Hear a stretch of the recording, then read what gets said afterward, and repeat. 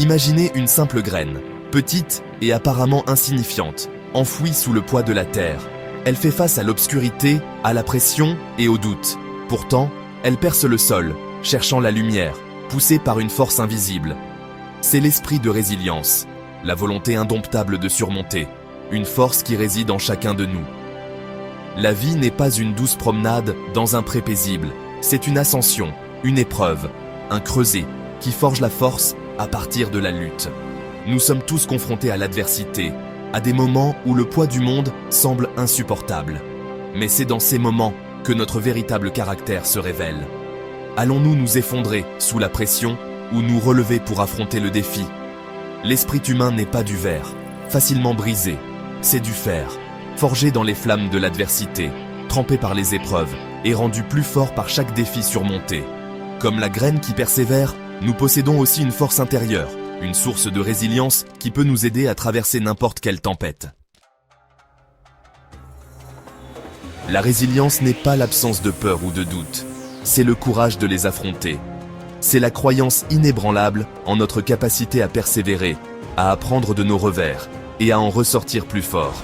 C'est le cœur d'un guerrier, l'esprit d'un survivant. Les obstacles ne sont pas des barrages, ce sont des détours sur le chemin de la grandeur. Chaque défi que nous surmontons révèle notre force intérieure, notre capacité de croissance et notre potentiel de grandeur. Rappelez-vous, le plus grand chêne était autrefois un gland qui a tenu bon. La résilience n'est pas un trait passif, c'est un choix actif, une décision consciente de s'élever au-dessus de nos circonstances.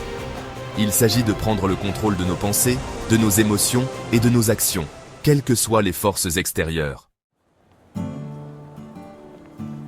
Pendant des siècles, les philosophes stoïciens ont enseigné l'importance de la résilience et de la force intérieure. Ils croyaient que le vrai bonheur et l'épanouissement ne viennent pas des circonstances extérieures, mais de nos propres pensées et réactions face à celles-ci.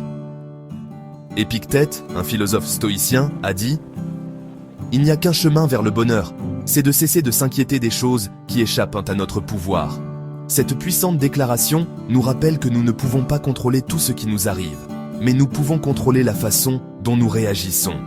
Le stoïcisme nous apprend à nous concentrer sur ce que nous pouvons contrôler, nos pensées, nos actions, nos réactions, et à accepter ce que nous ne pouvons pas. Cela ne signifie pas que nous devenons des observateurs passifs de nos propres vies. Cela signifie que nous choisissons de ne pas gaspiller d'énergie sur des choses que nous ne pouvons pas changer. En chacun de nous sommeille un géant endormi, un réservoir de potentiel inexploité qui attend d'être libéré. Ce géant est notre force intérieure, notre résilience, notre capacité à accomplir de grandes choses. C'est la partie de nous qui refuse d'être définie par les circonstances, qui s'élève au-dessus de l'adversité et qui ressort plus forte de chaque défi. Le chemin pour réveiller ce géant n'est pas toujours facile. Il exige du courage, de la détermination et une confiance inébranlable en nous-mêmes. Mais les récompenses sont incommensurables.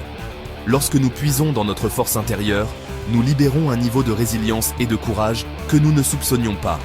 Rappelez-vous, vous êtes capable de choses extraordinaires. Vous avez la force de surmonter n'importe quel obstacle, la résilience pour traverser n'importe quelle tempête et le potentiel pour réaliser vos rêves les plus fous. Croyez en vous. Acceptez les défis et n'abandonnez jamais, jamais. Réveillez le géant intérieur.